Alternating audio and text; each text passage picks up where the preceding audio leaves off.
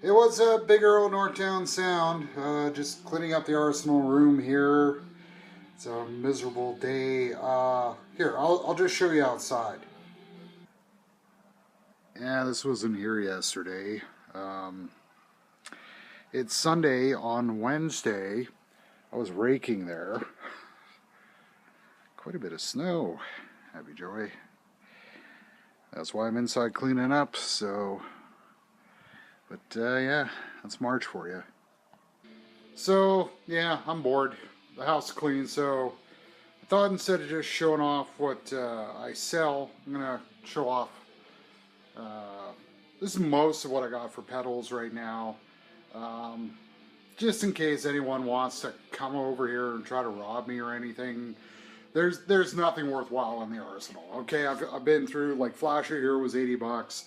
The Governor was 69. Like, I'm the king of the cheap stuff. But I'm kind of bored, so I figured I'd just do a video while I'm dusting off some pedals here. Like I said, this is most of them. Just walk you through some stuff. Something to do, I guess. Okay, so I just kind of reorganized some stuff here and just walk you through some stuff. So the bottom's kind of utility now. So we got... this is kind of hard to do one-handed, but whatever. This just was a flyer thing from the 2013 Fall Guitar Show. Made some damn good money at that show. This guy flaked out last year, which really sucks. Okay, so the compressors, my beloved Dynacomp, which is always on maximum squish. This is my favorite compressor ever made. It is completely untransparent. This is to be utilized with like super high gain situations to create the Robert Fripp Sustainiac sort of thing. Love that thing. This I picked up dirt cheap from Long and McSwade there, which is an old DOD FX80B. Where's the price tag? There you go. God, those people are idiots sometimes with used stuff. This is nice. This is really nice and transparent. I quite like that thing. It's great. It's part of the reason why I was cleaning up. I was trying to find my Smoky and couldn't find my Smoky. Original Dunhill packaging. I don't even know if they do these with cigarette packs anymore, but speaker's completely gone. If you don't know what a Smoky is, go buy yourself one of these. They're brilliant. You've got an input and you got a speaker driver, and these work on a 9-volt battery. And they sound amazing. I use this all the time when I'm recording, so there you go. The Verbal Homer. Oh wait, it's not on. Hang on. The Speaking Homer. Seasoned greetering. Gotta love that thing. Yes, I've recorded that. So, some weird USB mixer thing that I'm probably gonna get rid of. Another one of my favorite pedals of all time, the Radial Engineering Big Shot ABY. I worship Radial. When I go storefront, I am carrying Radial. These are totally worth the money. Best AB pedals out there on the market. Same slide I've had since I was like 13. I swear, 13, 12, something like that. So this thing's probably older than most of you. It's actually still in good shape. If you could smell this though.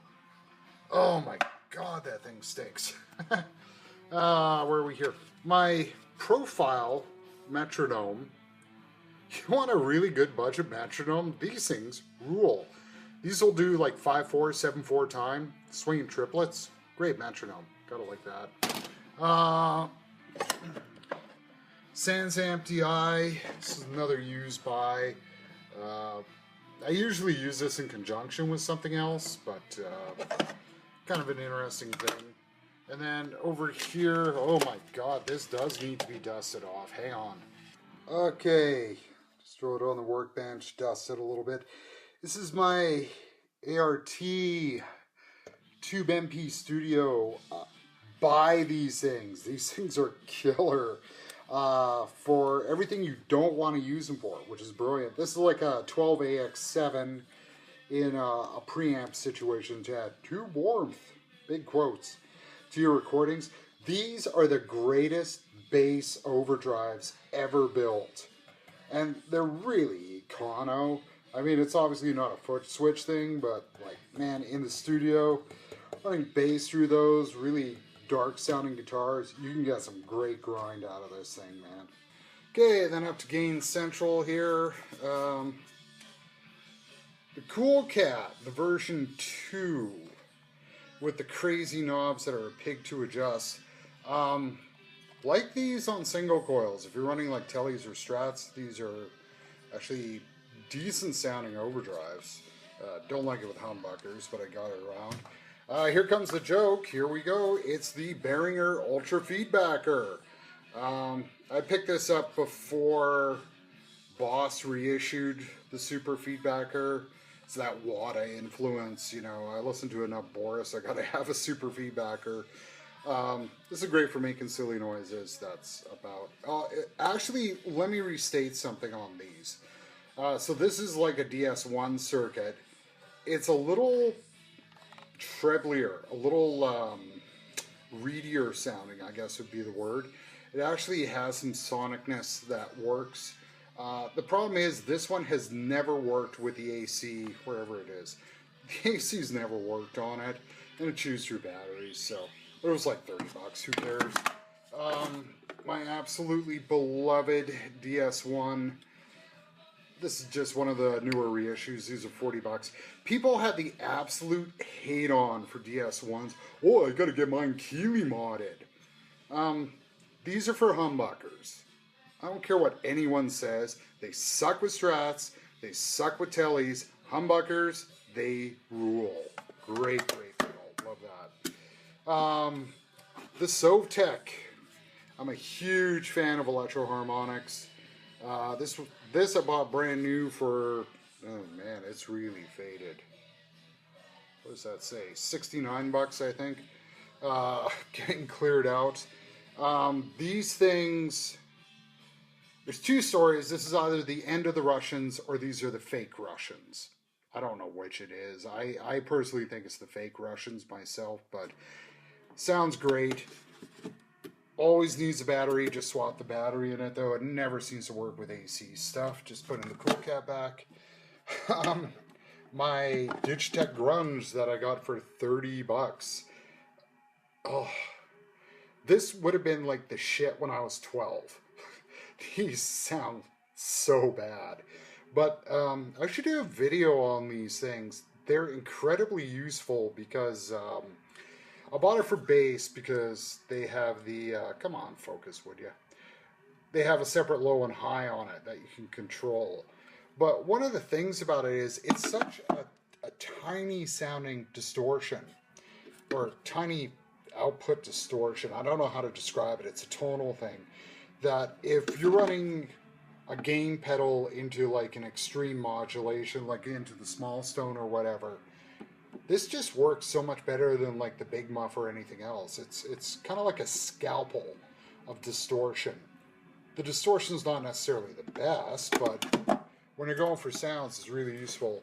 The Metal Muff. This is the original issue of these, the micros here.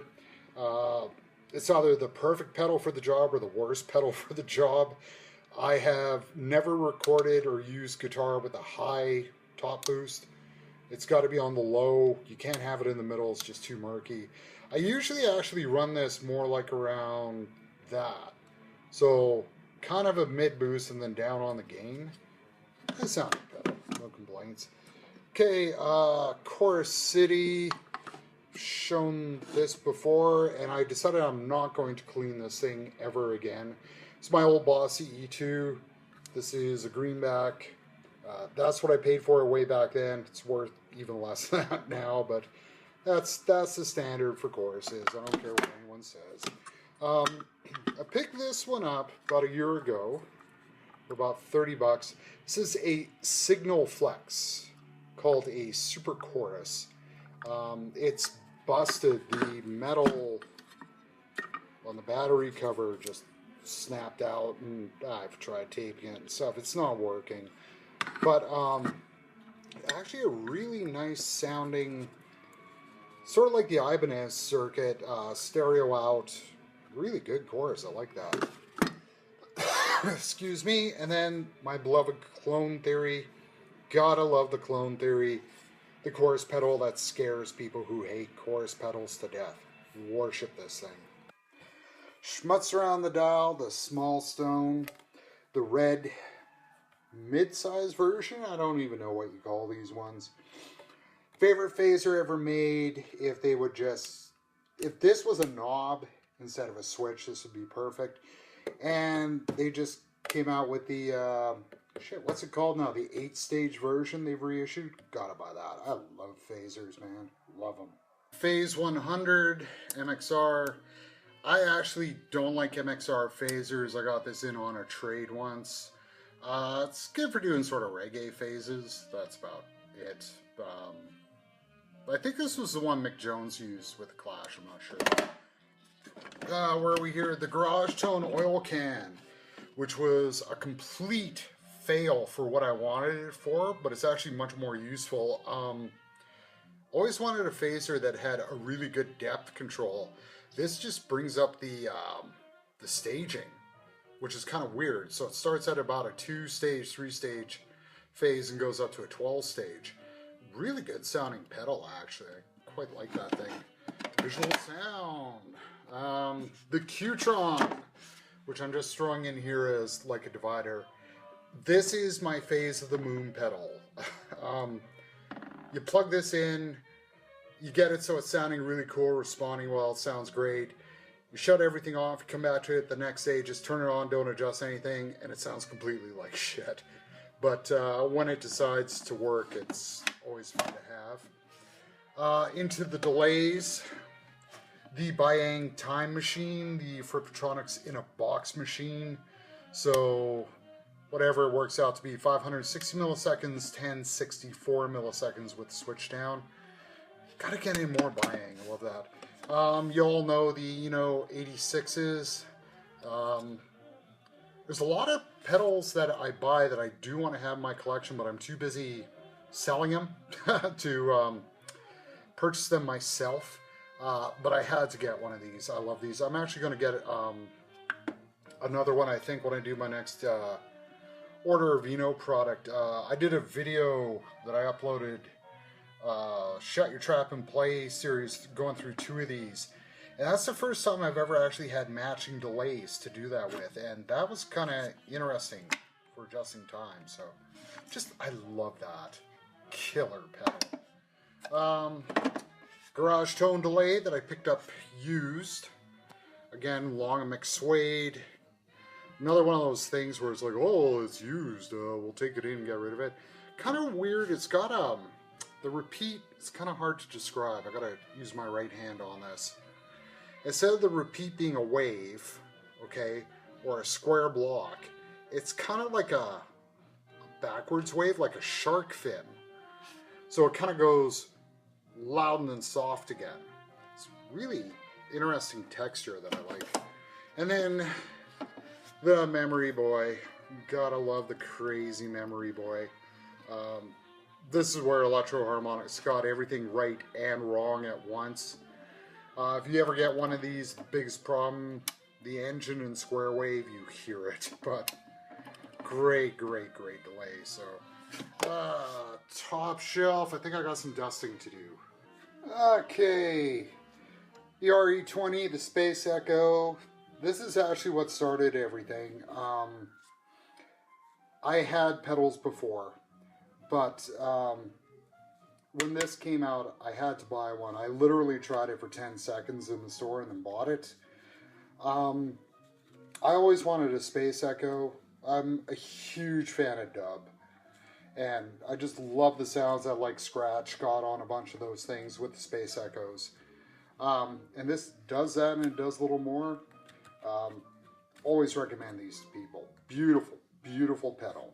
Beautiful pedal. Okay, the Way Huge Ringworm. Yes, a ring modulator from Long and McSwade.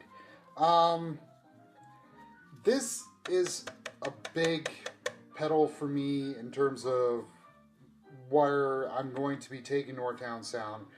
because you don't find ring modulators in stores, and they're fun. I love ring modulators for fun. This thing, they should have just brought it back to being like a regular ring mod instead of like the pulse and everything like that. Go on YouTube. There's videos of this thing. Wish it was a little bit more evenly responding, but pretty good sounding pedal. No complaints. Da hog. Wow, I didn't zero this. I have it stipulated in my will that when I die, I'm buried with the Sovtek, or burnt, whatever they decide to do with me, with the Sovtek Big Muff and the Hog. I just worship this thing.